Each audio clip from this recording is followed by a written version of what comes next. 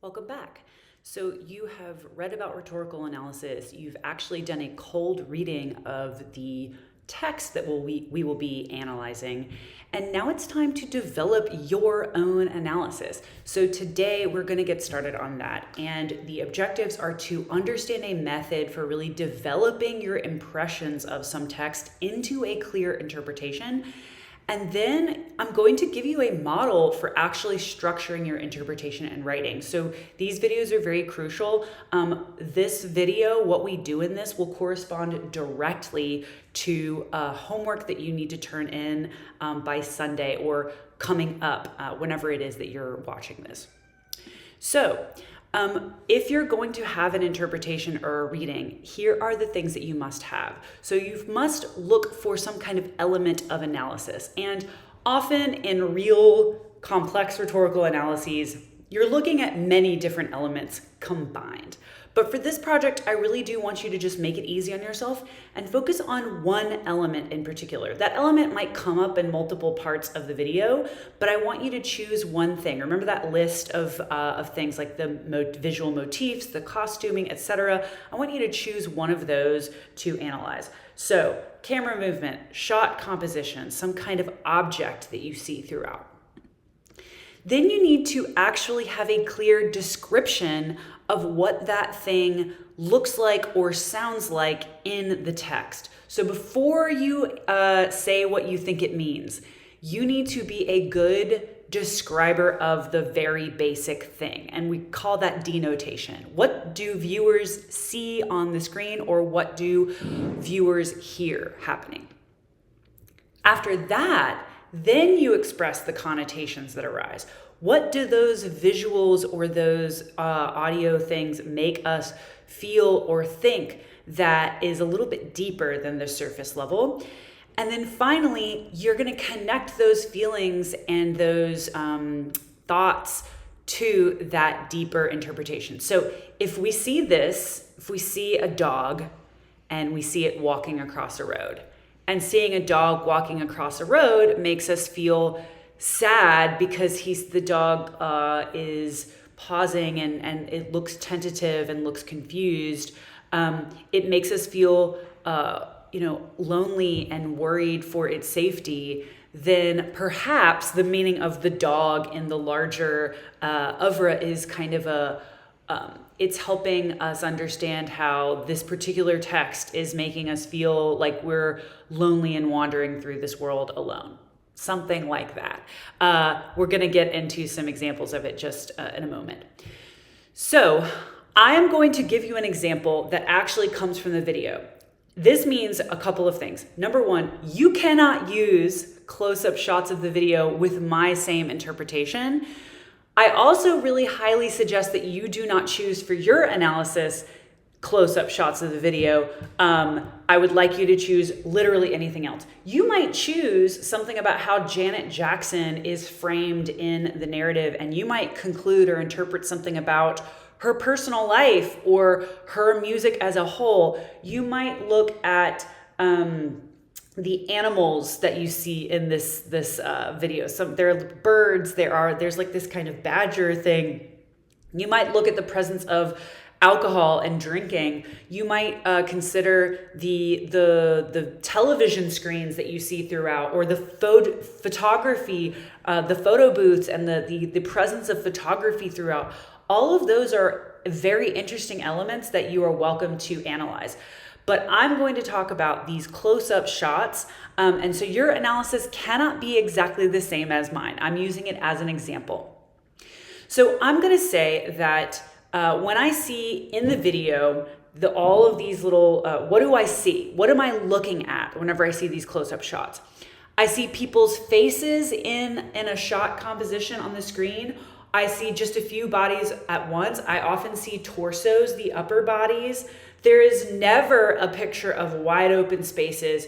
We very rarely get like big, large perspectives. It's all these very close up shots. So that's what I'm seeing, and that is the element that I am analyzing. So if we want to talk about the connotations, if we're presented with a lot of close-up shots, what might that make us feel? Maybe it makes us feel a little bit claustrophobic. Maybe it gives us a little bit of anxiety. Maybe on the other hand, it creates this intimacy, this personal relationship, this kind of friendship thing. Those are the kinds of connotations, right? So we're going from denotation, what do we see, to how does it make us feel? And then we're going to move to, okay, well, if we are seeing these close-up shots, it's making us feel maybe a little bit claustrophobic, maybe intimate. What do we want to say? Perhaps we want to say that it symbolizes or it helps us see that there's a kind of anxiety in apartheid South Africa of being watched, being surveilled by the sort of like police that were intent on keeping segregation happening. Maybe it symbolizes like the need to gather and be friendly, be intimate, that like it shows that even in the face of real difficulty, the intimacy and the closeness of the moment creates like a positive vibe. And then maybe that sort of gives us this feeling that actually there is a freedom to gather. And if we connect that to the lyrics, you don't know what you've got until it's gone. And we look at everybody all close together in these tight shots, and we notice that they're together and they're having intimacy. We have to appreciate even these small things because it might be taken away from us. So there are lots of different ways that we can interpret this. So I'll tell you right now that I think it's probably something a rhetorical analysis would better support, symbolizing the need to gather and realizing that freedom is something that can be taken away. I'm going to take it in a way that I don't think is a valid rhetorical analysis. And I'm doing this because I'm showing you how easy it is to find some support for this. But I want you to lock in and realize that if I actually take the full context of the video, the reading I'm going to show you, I don't think is exactly right. Because even though you could say their tight close-up shots have claustrophobia, the video has a relaxed feeling. Like the music is very relaxed and the people seem very happy, right? I don't think necessarily that this message is one of negativity. But if I wanted to say, I'm looking at all of this and I want to draw a conclusion about apartheid South Africa, I can actually do that. So here's what you want to focus on for your actual project. You will have to do this next week. You're going to have a topic sentence with the summary of your main interpretation. You're going to have to describe what you see. You're going to have to describe how that makes you feel and think. And then you're going to have to create a larger kind of explanation of why that element fits into a larger, deeper meaning of the video as a whole. So let's look at an example paragraph that does all of these moves. So here we go. In Janet Jackson's music video, Got Till It's Gone, director Mark Romanek uses short, tight, close-up shots to help audiences experience the feeling of intimacy and anxiety that South Africans felt during apartheid. So you'll notice that this is my topic sentence. It is the first sentence of the paragraph, and you see that it gives away my entire interpretation right at the beginning. It's very clear. Now, I have a lot of work to do to actually explain that, but if readers read this, they have a clear sense of what I'm actually doing. Okay, so next we move on. What do I do here? At this point, I am describing what I actually see. So here we go. We're going to describe what we see. Here we go. I hate this very much. The camera jumps from shot to shot, showing us the faces of many characters, rarely opening up to give audiences a glimpse of the big frame. Instead, we see the upper parts of characters' bodies and often only see their faces. So I'm giving a general overview of it at the beginning of what I see. However, you notice that I'm going to say, for example, and give a concrete example. Maybe you saw in your feedback from Project 1 that I was looking for concrete examples. So here's one. For example, in a sequence that starts at 1:26, that's a timestamp, viewers see a 1-second shot of a little boy's face slink to hide behind a standing character.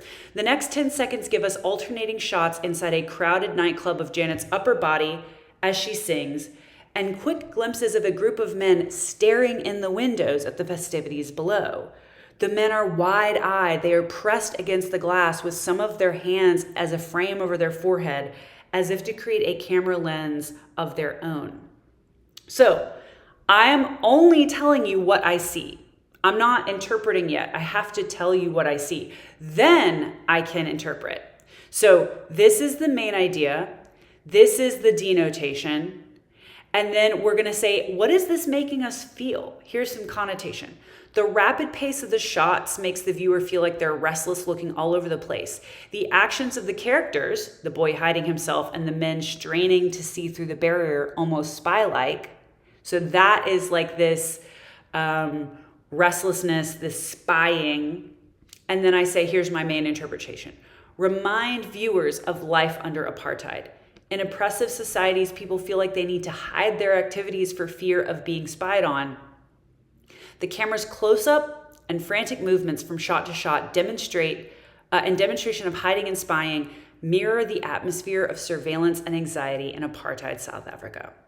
So we're going to pause there because this is an example of how you will do the same thing. You can look at any element in the in the video. You will have to have a main interpretation of how it connects to the larger point of the video.